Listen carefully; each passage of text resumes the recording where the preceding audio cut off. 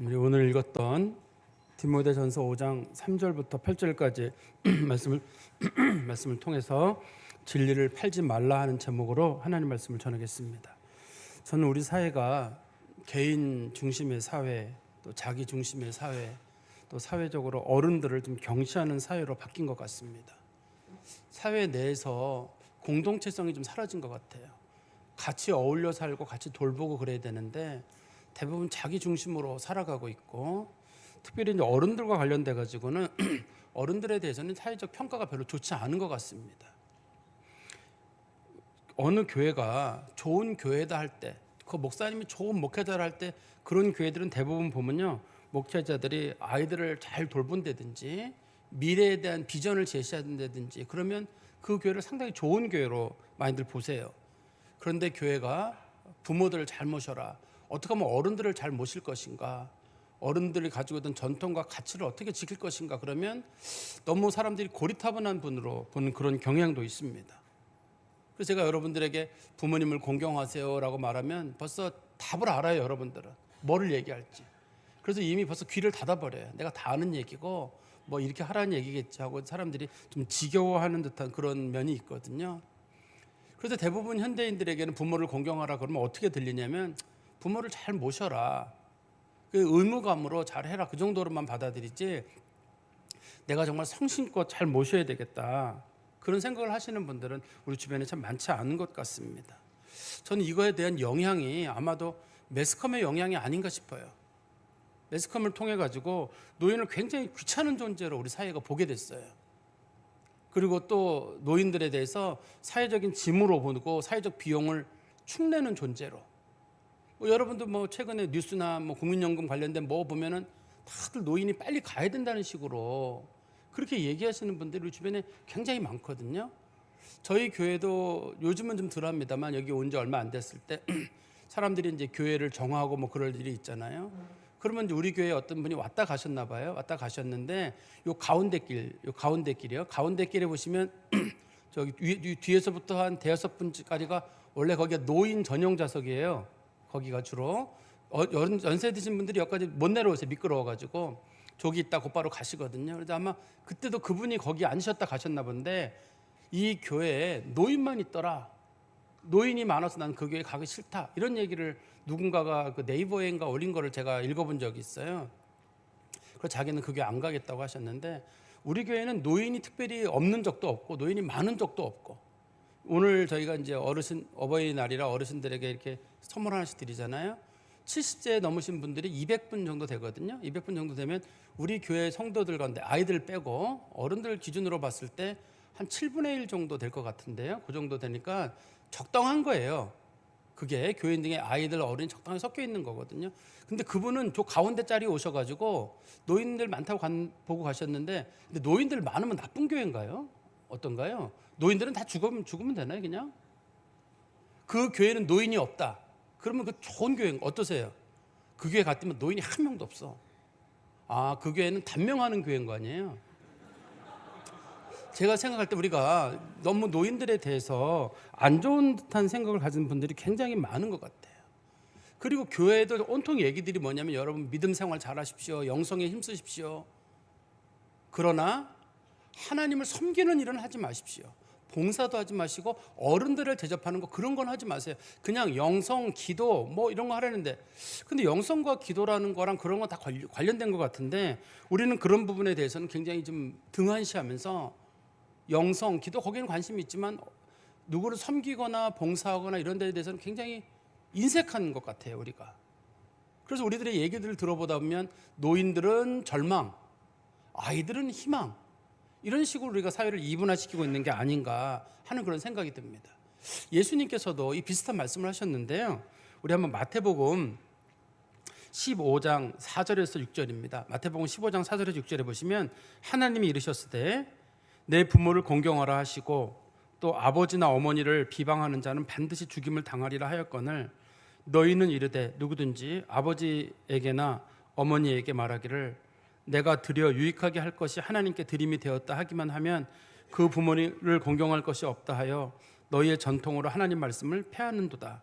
요거를 성경에서는 고르반 제도라고 하는데 당시에 바리새인들이 가지고 있던 제도예요. 하나님만 잘 섬기면 신앙생활만 잘하고 교회만 잘 다니면 부모에게 막해도 된다. 부모를 돌보지 않고 부모를 비방해도 괜찮다. 하나님한테만 잘하면 된다 그랬거든요. 예수님께서 말씀하시기를 아니라고 했어요. 그거는 너희들이 만든 전통이고 어떻게 그 부모에게 막하는 사람들이 어떻게 그 사람이 신앙생활을 잘하는 거냐. 성경에서는 이 신앙생활이라고 하는 거랑 부모 잘하는 게 같이 가게 돼 있거든요, 이게. 그런데 예수님 당시에도 그런 제도가 있었던 걸 보면 이게 2000년 전의 얘기잖아요. 그때도 사람들이 그런 걸 했던 걸 보면 사람들은 부모 섬기는 일을 좀 게을리하는 조건에 난 하나님 잘 섬기니까 부모는 좀 잘 섬기지 못해도 하나님이 이해하실 거야 라는 식으로 좀 생각하는 것 같습니다. 그래서 이걸 오늘 우리가 본문의 제목을 진리를 팔지 말라고 했는데요. 그 진리를 팔지 말라는 게 성경에 어디에 나오냐면 우리 잠언 보세요. 잠언 23장 22절에서 25절입니다. 잠언 23장 22절에서 25절에 보시면 너를 낳은 아비에게 청종하고 내 늙은 어미를 경히 여기지 말지니라. 진리를 사되 팔지 말며 지혜와 훈계와 명철도 그리할지니라. 의인의 아비는 크게 즐거울 것이요 지혜로운 자식을 낳은 자는 그런 말미암아 즐거울 것이니라. 내 부모를 즐겁게 하며 너를 낳은 어미를 기쁘게 하라. 여기 보면 부모님 말씀 잘 듣고 부모님 기쁘게 해라. 그것이 성경의 가르침이다.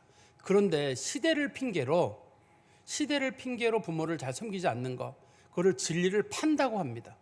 시대가 바뀌었는데 내가 어떻게 그렇게 하냐는 거예요. 당시의 사람들도 시대 핑계를 댔나 봐요. 특히 잠언은 솔로몬이 기록한 거니까 3000년 전의 얘기란 말이에요. 그때도 사람들이 부모를 섬기기 싫으면 하는 말이 시대가 그런데 내가 어떻게 그러느냐, 환경이 어떻게 그러느냐.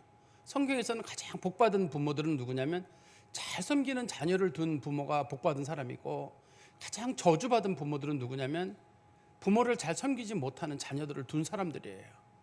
근데 시대가 바뀌었다고 해가지고 자꾸만 우리가 온갖 핑계를 가지고 하나님 말씀도 잘 듣지 않고 하나님 말씀의 원칙을 정해놨음에도 불구하고 우리가 그 원칙을 깨트리고 시대를 따라가고 있는 게 아닌가.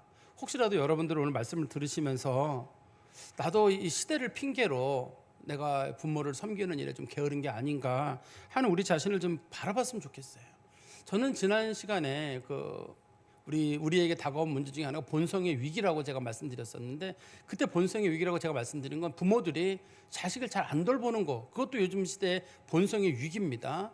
그렇지만 현대인들의 또 다른 본성의 위기는 이 자식이 부모를 섬기지 않는 것도 본성의 위기예요. 이게 우리 한번 성경 말씀 보실까요? 에베소서 6장 1절에서 3절에 보시면 에베소서 6장 1절에서 3절입니다. 자녀들아 주 안에서 너희 부모에게 순종하라. 이것이 옳으니라.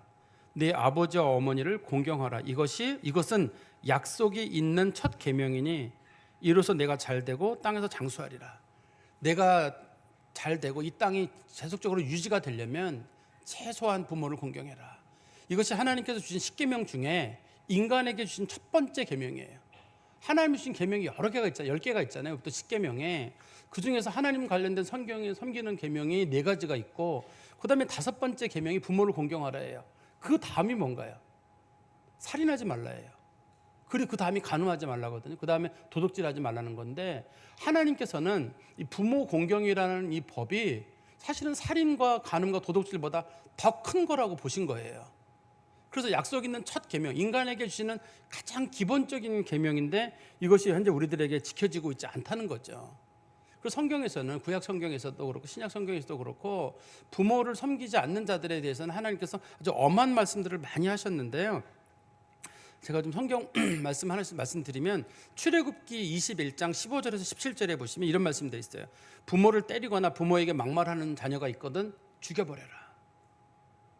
그리고 또 레위기 20장 9절에 보면 네가 부모에게 한 것대로 너 그대로 받는다. 이 얘기를 듣는 순간에 기분이 좋은 분도 계실 거고, 이 얘기를 듣는 순간에 아주 기분이 나쁜 분도 계실 거예요. 여러분들이 한 것대로 그대로 받을 겁니다. 어떠세요? 좋으세요? 나쁘세요? 쉽지 않은 말씀이죠. 그대로 받을 겁니다. 아무튼 그거는 성경의 가르침이니까요. 그 다음에 신명기 27장 16절에서는 부모를 제대로 섬기지 않는 사람들은 저주를 받을 거라고 했어요. 그리고 또 그 에스겔서 22장 7절에 보면 남쪽 유다가 멸망한 이유가 여러 가지가 있거든요. 여러 가지가 있는데 그 중에 한 가지가 뭐냐면 그 시대 사람들이 부모를 잘 공경하지 않은 것. 그것도 남쪽 유다가 멸망한 이유 중에 한 가지다라고 성경이 설명을 하고 있습니다. 그러니 이게 우리가 하나님을 제대로 섬기는 사람들은 당연히 부모를 잘 모셔야 된다는 게 성경의 가르침이고 순종해야 된다는 게 성경의 가르침의 원칙이에요. 그리고 성경 말씀 로마서 1장 30절에 보시면 로마서 1장 30절입니다. 적극적으로 부모에게 순종하고 부모를 기쁘게 하는 일에 힘쓰라고 가르치고 있거든요. 그리고 부모를 그러니까 하나님을 마음에 두기 싫어하는 사람들, 하나님을 마음에 두기 싫어하는 사람들의 특징이 부모를 거역하는 사람들이래요. 우리 한번 성경 말씀 볼까요? 로마서 1장 30절. 로마서 1장 30절입니다. 비방하는 자요, 하나님께서 미워하시는 자요, 능욕하는 자요, 교만한 자요, 자랑하는 자요, 악을 도모하는 자요, 부모를 거역하는 자요. 여기 뭐 동성애도 나오고 여러 가지가 나옵니다. 그런 죄가 나란히 있는데 거기에 부모를 거역하는 사람들도 거기 들어 있어요. 우리는 동성애 얘기 나오면 막 뭐 발작을 하죠, 우리가요. 엄청난 거라고. 근데 이 부모 거역도 거기에 들어 있어요. 같이 나란히 들어 있습니다, 거기에. 그러니까 이게 우리가 봤을 때 작은 죄는 아니에요. 근데 우리가 오늘 이제 본문의 말씀을 보다 보면 이게 부모에게만 잘하라고 돼 있지 않아요. 부모도 부모 노릇하라고 들어 있어요. 오늘 제가 1절부터 10절까지 말씀을 드릴 건데요. 우리는 대부분 가정의 달에 설교를 듣다 보면 부모에게 잘해라. 맞아요. 그거 부모에게 잘하는 게 원칙이고 잘하라는 말이 성경에 많이 나옵니다. 근데 오늘 본문에서는 부모도 부모 노릇해라. 그렇다고 부모 노릇 안 한다고 공경하지 말라는 뜻은 아니에요. 그렇지만 부모도 자녀에게 존경을 받으려면 부모 노릇을 해라. 또 그것이 이제 그 개인의 문제만이 아니라 사회에도 마찬가지예요. 사회에도 어른이 어른 대접을 받으려면 어른 노릇을 해라. 이렇게 성경이 설명을 하고 있습니다. 그러니까 오늘 본문을 보다 보면 이제 교회 얘기, 가정 얘기가 가끔 나오는데 초대교회는 가정과 교회가 구분이 잘 안 돼 있어요.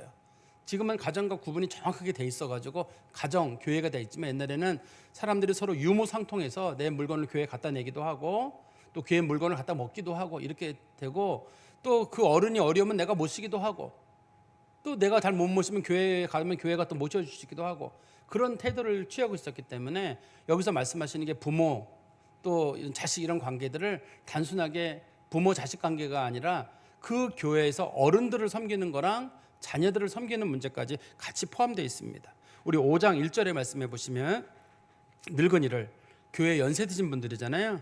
늙은이를 꾸짖지 말고 권하되 아버지에게 하듯 해라. 이 첫 번째는 연세 드신 분들을 대할 때 절대 함부로 말하지 말고 뒤에서 택택거리고 말귀 못 알아듣는다고 뭐라 그러지 말고 어른들에게 절대 꾸짖거나 잔소리하듯이 말하지 말고 권하라는 말은 예의를 다해서 하라는 뜻이에요. 누구에게 하듯 하냐면 너네 아버지에게 하듯이. 교회의 어른들을 모실 때나 어서 동네 어른들을 모실 때도 당신 아버지에게 하듯이. 요즘 사람들이 이게 필요 없죠. 내 아버지한테도 함부로 대하는데 뭐 남의 아버지에게 똑바로 하겠어요. 근데 옛날에는 아버지한테 다들 잘했기 때문에 아버지한테 잘하듯이 동네 교회 어른들이나 이런 분들에게 절대 말 함부로 하지 말고 공손한 예의를 갖추라는 거고 또 한 가지는 어른들은 젊은이에게는 형제들에게 하듯 해라. 우리나라 유교 윤리에서는 자녀가 부모를 잘 모시되 부모가 자식에게 뭐 한다는 건 없어요. 우리 사회에서는. 그래서 무조건 부모에게만 잘하는데 자녀에게 뭐 한다는 게 없거든요. 성경은 있어요. 자녀를 어떻게 젊은 사람들을 어떻게 대하느냐? 형제처럼 대해라. 동등하게 대하라는 뜻이에요. 하대하라는 게 아닙니다. 우리 사회에서는 유교 윤리에 따라서 어른에게는 잘하지만 아랫사람을 하대하는 게 일반 문화거든요. 일반 문화예요. 우리 사회는 그렇게 돼 있어요. 그래서 사람들이 아랫사람을 하대하는 거를 뭐 그렇게 문제 삼지 않아요. 그런데 성경에서는 윗사람들에 대해서도 예의를 잘 지키지만 여기 보면 젊은이들을 아들처럼 대하라고 말하지 않잖아요. 형제처럼 대하라고 돼 있거든요. 같은 교회 성도들이든지 혹은 동등한 사람이든지 그런 사람들로 대하라는 뜻이에요. 근데 우리 사회는 그게 잘 안 되죠. 어디 뭐 버스만 타도 그 벌써 연세 드신 분들이 앉아 있으면은 젊은 사람은 무조건 일어나야죠. 너 주민등록증 깔아. 너 몇 살이냐? 그래서 닦았으면 80대랑 90대끼리도 자리 바꿔 앉아야죠. 80대가 앉아 있다가도 90대가 주민등록 닦았으면 예의 꼼짝 못하고 일어나야죠. 그죠? 아마 여기 그런 얘기 간증 가지고 계신 분들 계실걸요? 어디 앉으려고 그러는데 저 나이 어려 보이는데 너 몇 살이야? 이렇게 딱 확인해가지고 80대도 90대. 저도 저희 아버지께 살아계실 때 들은 적이 있어요.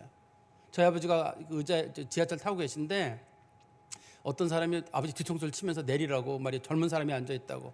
아버지가 좀 얼굴이 좀 젊어 보이시는 얼굴이셨거든요. 그래서 서로 주민등록증 까니까 아버지보다 10살이나 어리다 그래가지고 죄송하다 그러고 또 뭐 이런 얘기 제가 들은 적이 있어요. 우리 사회는 그래요. 사실은 연세 드신 분들은 무조건 앉아 있어도 되는데 성경은 그렇지 않아요. 연세 드신 분들 앉을 수도 있고 몸이 불편한 젊은 사람도 앉을 수가 있고 또 연세 드신 분이 그 자리에 앉으려고 할 때는 젊은 사람 내가 몸이 좀 불편해 내가 앉을 수 있을까 이렇게 또 예의를 갖춰야 되는데 우리 사회는 그렇지 않아요. 유교 사회와 성경의 문화는 달라요. 2절에도 보십시오. 늙은 여자에게는 어머니에게 하듯하며. 여기서 어머니에게 하다는 말은 위에 있는 것처럼 꾸짖지 말고 권하되 어머니에게 하듯하다. 1절에 나와 있는 말씀하고 연결될 것 같아요. 그래서 항상 교회 연세 드신 여자분들에 대해서 함부로 말하지 말고 예의를 잘 갖추고 너희 어머니 섬기듯이 잘해라. 왜 이 당시에 이런 제도가 있었냐면 당시에는 교회가 요양원 역할을 같이 했었어요. 그래서 교회 그러니까 성도들 중에 생활이 어렵거나 그런 분들을 교회가 요양원 역할을 해서 가지고 음식도 먹이고 용돈도 교회가 줬습니다. 과거에. 그건 어디에 나오냐면 사도행전 6장에 보면 헬라파 과부들과 히브리파 과부들도 교회에서 생활을 했어요. 그래서 용돈도 주고 옷도 주고 돈도 줬는데 헬라파 과부들이 히브리파 과부들에게만 돈을 많이 주고 음식 많이 주는 것 같아가지고 그것 때문에 교회가 시비가 생겨가지고 서로 그러면 이거 어떻게 하느냐? 그러면 전문적으로 이걸 관리할 수 있는 사람을 교회에 두자. 그래서 교회에 집사제도가 생긴 거예요. 7 집사제도가 생겼는데 초대교회에도 아마 그런 음식물 가지고 다툼이 있었던 것 같아요. 그러니까 여기서 어른들 잘못이라는 말했듯이 교회에서 그냥 계신 어른들인데 생계가 어렵고 생활이 어려운 분들이라 할지라도 그분들에게 예의를 갖추고 정성껏 대접하고 절대 함부로 말하지 마라. 사람이 사실 생활이 어려우면 마음도 쪼그라들거든요. 그럴 때 그거 좀 이해하고 품어주라는 뜻도 거기 들어있을 것 같아요. 또 반대로 2절 뒤에 보시면 젊은 여자에게는 온전히 깨끗함으로 자매에게 하더라. 젊은 여자들, 아주 어린 젊은 여자들이 있거나 그런 사람도 있으면 옛날 사람들이 젊은 여자들에게 좀 추근되는 게 있었던 것 같죠. 절대 그러지 말고 자매에게 대하시 동등하게 대하고 또 같은 교회 성도로서 일절 깨끗함으로 대하라. 성경이 이렇게 말하고 있습니다. 그리고 3절에 보시면 참 과부인 과부를 존대하라. 과부를 2개로 나눠놨어요. 참 과부와 가짜 과부로. 2가지 과부로 나눠놨습니다. 과부가. 당시에 이제 과부의 기준은 정해져 있죠. 과부의 기준은 어디냐면 9절에 보시면 과부의 명부에 올릴 자는 나이가 60이 덜 되지 아니하고 60이 넘어야 이제 참 과부로 구분되는 나이의 기준입니다. 이거는. 그런데 참 과부와 거짓 과부의 기준이 어디에 나오냐면 우리 한번 5절에 보세요. 5절에 보시면 참 과부로서 참 외로운 자는 하나님께 소망을 두어 주야로 항상 간구와 기도를 하는 자. 그러니까 과부가 됐는데 늘 기도하고 간구하고 성도들 어디 집에 문제 있나 싶어가지고 기도 제목 받아놓고 왜냐면 이분들은 일이 없어요. 소일거리가 없습니다. 오로지 그냥 기도밖에 할 게 없어요. 그러니까 교회에 가보면 늘 성도들이 기도하고 있는 거예요. 연세 드신 분들이 365일 계속 기도하고 있는 거예요. 그러니 성도들은 그분들에게 기도의 빚을 지는 거고 그분들은 또 성도들에게 물질로 받는 대신에 기도로 빚을 갚는 거죠. 이게. 그러니까 성경에 참 과부라고 불려지는 분들은 이런 분들이에요. 하나님 앞에 늘 기도하는 분들. 그렇지만 가짜 과부가 있어요. 가짜 과부는 6절에 나오는데요. 향락을 좋아하는 자는 살았으나 죽었느니라. 야, 먹을 것 좀 가져와라. 어디 놀러 가자. 옛날에는 좀 과부들 중에 좀 부유한 사람들이 있었어요. 귀족 출신 같은 경우 그런 사람들은 어디 재밌는 거 있나. 지금은 영화 보러 다니지만 옛날에는 마임이라 그래가지고 사람들이 연극 같은 거 하는 게 있었거든요. 그거 보러 돌아다니고 어디 뭐 맛있는 거 있다 그러고 술 먹고 다니고 귀족 여자들이 그런 일이 있었거든요. 그런 사람들은 살았으나 죽었느니라. 음식은 먹고 잘 지낼지 모르지만 너는 영원히 죽은 거나 마찬가지다. 이런 사람들을 성경에서는 가짜 과부라는 거예요. 그러니까 이 과부라는 말의 뜻이 여기서는 남자가 없잖아요. 주로 잘못이라는 말에 남자가 없는 이유는 남자들은 빨리 죽어서 그래요. 옛날에 남자들이 평균 수명이 35세인가 그래요. 이 시대에. 그래서 남자들은 호레비가 성경에 거의 없어요.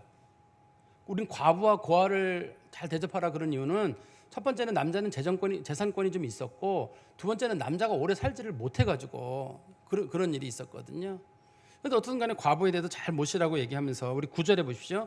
여기서 말하는 과부들은 단순하게 나이가 많거나 남편이 죽은 사람만을 뜻하는 건 아닙니다. 그 이상의 의미를 가지고 있는데요. 9절에 과부의 명분에 올릴 자는 나이가 60이 덜 되지 아니하고 60 넘어야 하고 한 남편의 아내였던 자로서 과부가 되려면 반드시 그냥 아가씨로 늙어가는 사람들이 아니라 한 가정의 남편의 아내로서 있던 사람들이어야 하고 선한 행실의 증거가 있어 범사에 저분 진짜 좋은 분이다. 그 존경할 만한 일을 하는 사람이 참 과부예요. 교회가 과부를 기준으로 정할 때 저분은 진짜 과부다, 참 과부다라고 할 때 선한 행실의 증거가 있어 혹은 자녀를 양육하며 자녀들 잘 키우려고 애를 쓰고 혹은 나그네를 대접하며 교인들 중에도 어려운 사람들이 있잖아요. 여행을 하고 올 때 옛날에는 호텔이 이런 게 없었어요. 모텔 같은 게. 그래서 성도들이 어느 지역에 가게 되면 어느 교회에 머물렀어요. 교회에 머물면 그 음식을 누가 대접하냐면 나이 든 성도들이, 여기서 60 넘은 성도들이에요. 그 성도들이 음식을 계속 대접하는 거예요. 그리고 성도들의 발을 씻으며, 나이 든 성도들은 일을 안 하잖아요. 나이 든 과부들은. 그럼 평상시 성도들은 일을 하거든요. 남자 성도들, 여자 성도들이 일을 해요. 반일을 하거든요, 주로. 그러면 옛날에는 성찬식이 매일 있었고 매일 예배가 있었습니다. 옛날 교회들은. 그러면 이제 성도들, 연세 드신 성도들이, 그 젊은 성도들이 막 일 끝내고 들어가면 빨리 앉아라. 다 대야 준비해 놓고 성도들 발 씻겨주는 거예요. 수고했지? 막 발 씻겨주고. 요즘 문화에서는 쉽지 않죠, 이거는. 근데 성경에서는 보니까 이 사람들이 존경받은 이유가 이것 때문이에요.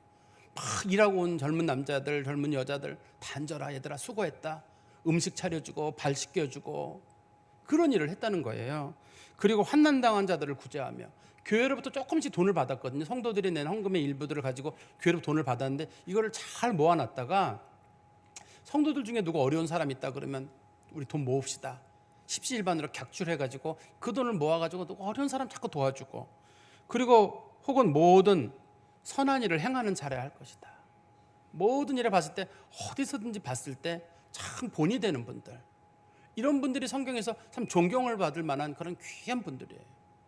늘 하나님 섬기려고 하고 하나님 앞에 애쓰려고 하고 그러니까 이게 성경에서는 단순하게 이 본문이 부모 잘 모셔라만 되어 있지 않고, 부모는 부모대로 역할이 있고 자식은 자식으로서 역할이 있고 교회의 젊은 사람은 젊은 사람들로 역할이 있고 연세 드신 분들은 연세 드신 분들대로 역할이 있습니다. 이 성경에서는요. 그러니까 우리가 이걸 잘 섬기는 일들도 우리가 해야 될 것 같아요. 저는 개인적으로 좋은 그 추억 중에 한 가지인데, 제가 한 20 몇 년 전이죠. 어느 교회를 섬기는데 저희 교회 수양관이 있었어요. 수양관이 있었는데 수양관에 머물러야 돼. 그 교인은 한 3,000명 됐는데 수양관에 그 관리하실 분들이 많지가 않아요. 그래서 어떤 행사가 있으면 교인들이 내려가지만 평상시에는 이제 권사님 2분이 계셨거든요. 장로님 어머니 2분이 계셨는데 생활이 상당히 유복하신 분들이셨어요. 그래서 청년들이 한 4, 50명이 내려가잖아요. 그 권사님이 온갖 맛있는 음식을 다 만들어줘요. 애들이 이틀, 3일 머무르는 동안에. 그 청년들이 서로 기도원에 내려가는 거예요. 기도원에 가면 권사님들이 이런 별의별 음식을 다 만들어가지고 중식을 차려주시는 거예요. 근데 나중에 그 중에 한 분이 이제 풍으로 쓰러지시고 돌아가시고 우리 하셨는데 성도들이 그렇게 가슴 아파하더라고요. 그분들이 한 20년 가까이 그 일을 하셨나 그래요. 남편들은 돌아가시고 그렇게 혼자 과부로서 과부 2분이 거기서, 장로님 어머니 2분이 거기서 우리가 하겠다고 그래가지고 거기서 하셨던 기억이 나거든요. 성도들에게 정말 존경받는, 장로님들이나 어떤 집사님들보다도 그 2분은 진짜 존경을 받았던 분들로 제가 기억을 하고 있습니다. 그리고 우리 4절 말씀해 보십시오. 만일 어떤 과부에게 자녀나 손자들이 있거든 그들로 먼저 자기 집에서 효를 행하여 부모에게 보답하기를 배우게 하라. 이것이 하나님 앞에 받으실 만한 것이니라. 이게 보니까 초대교회 모습이 나와 있죠. 교회가 어른들을 돌보는 일을 하다 보니까 젊은 사람들이 주로 부모를 교회에다가 맡기는 거예요. 교회에다가 맡긴 겁니다. 교회에다가 맡겨놓고 나는 모른 척한 거예요. 그러니까 성경에서 말하기를 제일 먼저 니들 자녀들이 맡아라, 부모를. 여기서 부모들을 돌보란 말의 뜻은 경제적으로 후원하라는 뜻입니다. 그 부모를 제일 먼저 맡고, 그리고 자식이 없으면 이거는 손주가 맡고 그런 일을 하라고 했는데, 그 성경에서 우리가 흔히 안 쓰는 표현 중에 그 효라는 표현이 거기 나오잖아요. 효라는 말이 거기 나오잖아요. 우리나라 말의 효는 아랫사람이 윗사람을, 특히 자녀가 부모를 섬기는 걸 한문으로 효라고 부르지 않습니까? 흑토자 밑에 그 아들 자자 써가지고 우리가 효라는 용어로 쓰고 있는데요.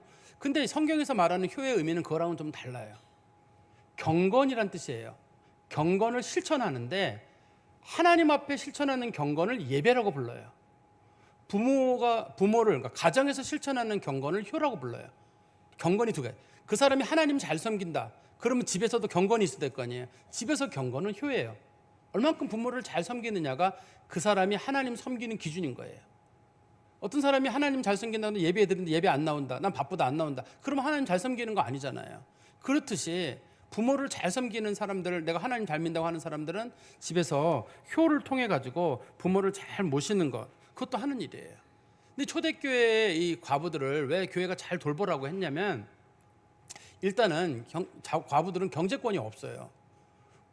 우리 요즘 같은 경우는 여자분들이 경제권이 있고, 당시에도 귀족들은 여자들이 경제권이 있었지만, 일반적으로 남편이 예를 들어서 1억을 남기고 죽었어요. 그게 누구 재산이 되나? 옛날에는 아들 재산이 돼요. 딸이 있으면 딸에게로 안 가요. 그 재산이 일반적으로 누구에게로 가냐면 사촌에게로 가거나 팔촌에게로 가거나 전부 남자에게만 가요, 이 자손이. 그래서 자식들이 안 모신다? 그러면 이 사람은 남편이 없는 그 순간에 당장 거지가 되는 거예요. 여자들이 생계가 상당히 어려웠기 때문에 이 여자들을 잘 돌보는 일을 하라고 성경이 설명을 하고 있는 겁니다. 그리고 다시 우리 4절 끝부분에 보시면 효를 행하여 부모에게 보답하기를 배우게 하라. 이거는 교회가 가르치라는 거잖아요.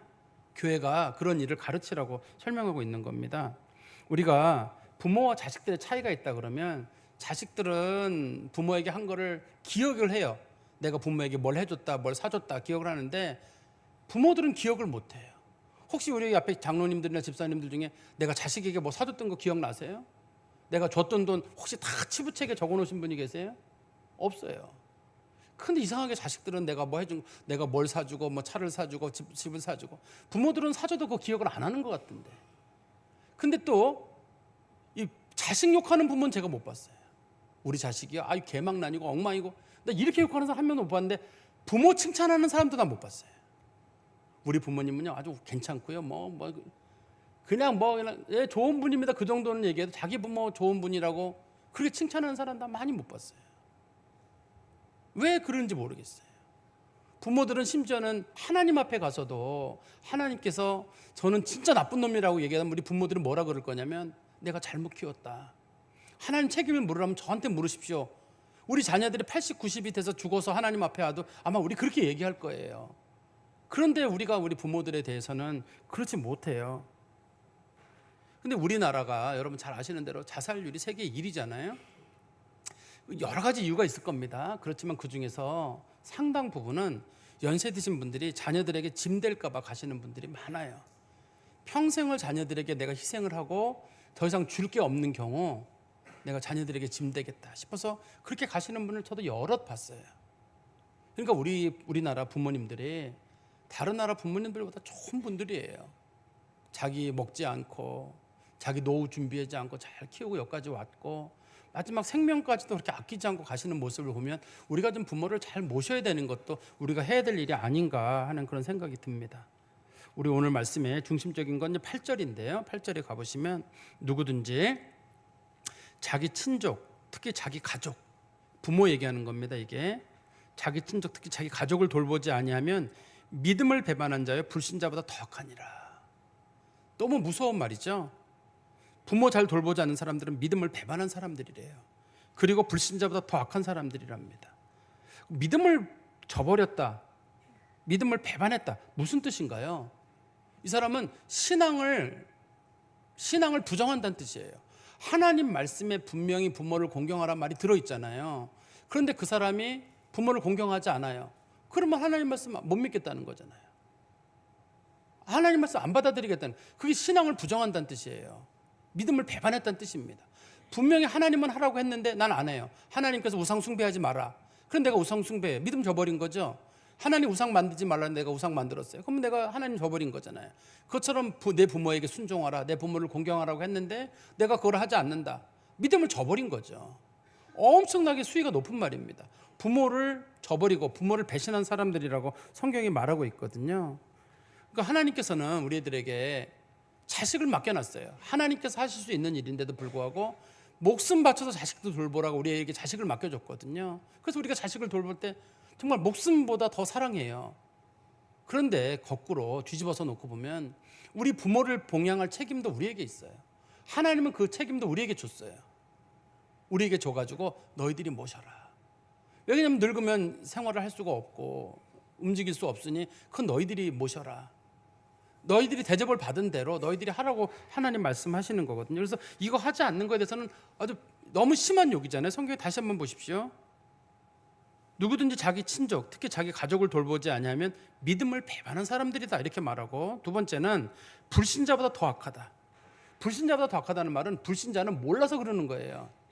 근데 믿는 자는 알고도 그러는 거거든요. 믿는 자는 부모를 잘 모셔라. 나 잘 몰랐다 그거. 불신자들이 가지고 있는 건 뭐냐면 본성이에요. 부모를 잘 모셔야지 이런 생각이 좀 있어요. 양심이 있거든요. 그 정도까지가. 그렇지만 성도들에게는 본성과 양심에 덧붙여가지고 하나님 말씀도 있고 성령도 우리에게 감동을 주거든요. 잘해라. 그런데 그 사람이 그걸 하지 않는다 그러면 성경은 그걸 뭐라고 말하냐면 불신자보다 더 악하다. 뻔히 알면서도 그러는 거잖아요.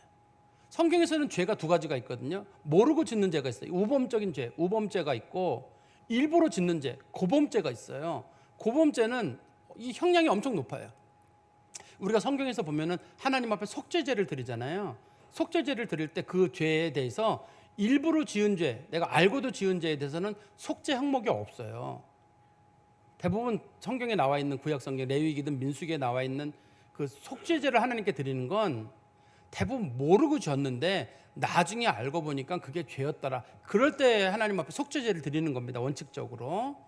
그런데 지금 우리 그리스도인들은 우리는 알고도 하나님의 법을 알고 있음에도 불구하고 그 죄를 저지른다 그러면 그거는 하나님 보시기에는 불신자보다 더 악한, 최소한 우리가 믿음을 저버리거나 불신자보다 더 악한 그런 사람은 좀 되지 말아야 하지 않을까, 저는 그런 생각이 듭니다. 말씀의 결론을 맺으면 세상은 흘러가는 길이 있을 거예요. 그렇지만 교회가 그걸 따라갈 수는 없잖아요. 세상이 그렇게 흘러가지만 세상을 거슬러야 되기도 하고 세상을 썩었다고 말하기도 해야 되는데 교회가 세상을 그대로 쫓아가면 안 되잖아요. 오늘 말씀에서도 제목에 보시면 진리를 팔지 말라. 시대 핑계 대지 말고 중요한 가치를 다 팔아버리지 마라. 그거 진리와 중요한 가치들은 꼭 지키라는 뜻이거든요. 그거 꼭 지켜야 돼요. 그런데 성도들이 원하는 건 뭐냐면 시대를 잘 반영하는 목사님을 원해요. 만약에 어떤 분이 집에 저를 찾아와가지고 상담을 한다고 한번 생각해 보세요. 목사님, 저희 시어머니가 이러이러한 상황입니다. 시어머니가 이런 분이고 저희 친정 엄마가 이런 분이고, 그러면서 얘기를 했을 때, 야, 진짜 시어머니 너무 독하네요. 진짜 친정 엄마 진짜 독하네요. 모시지 마세요. 그냥 연을 끊고 지내세요. 집사님 정말 힘드셨죠? 야, 정말 독하네요. 이렇게 제가 얘기를 해줘야 되나요? 그러면 그분이 속이 시원할지 모르겠어요. 아, 내 얘기가 통과 됐구나. 목사님이 나랑 공감하는구나. 근데 제가 거꾸로 그래도 잘 모시세요. 얼마 안 남았습니다. 잘 모시세요. 조금만 힘을 내세요.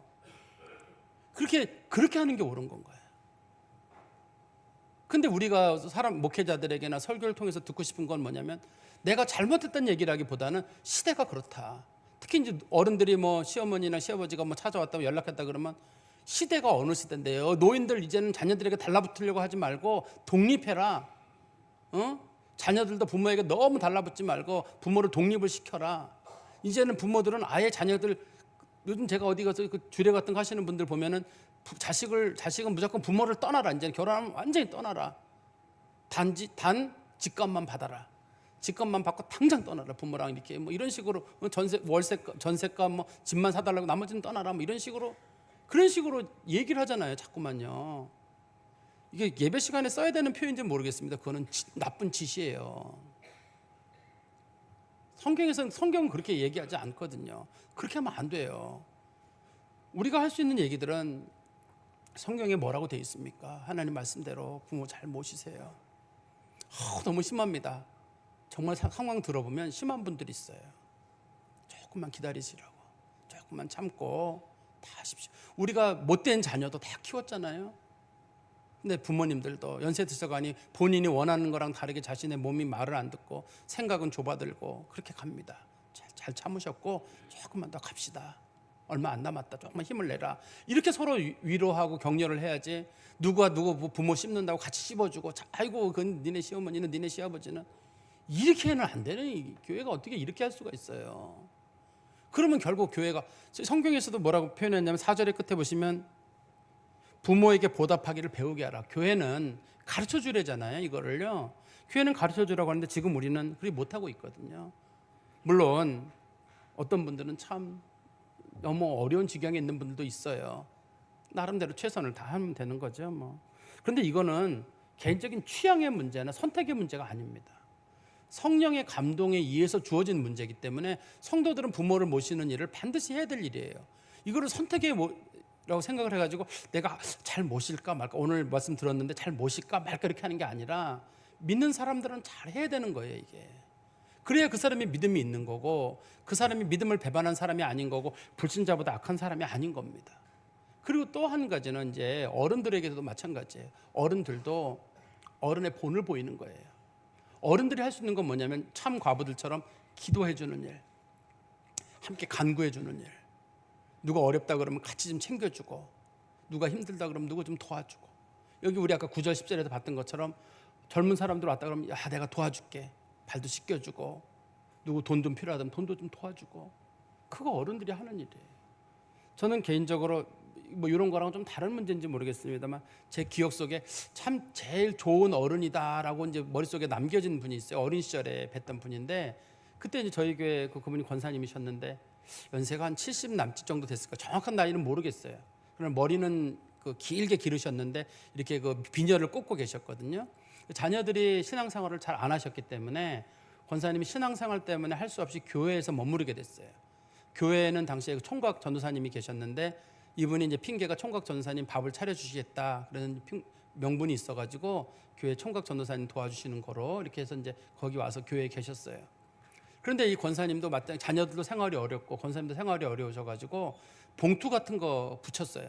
봉투를 풀로 붙여가지고 팔면 하나 정도 붙이면 한 1원이나 2원 받았을 거예요, 당시에.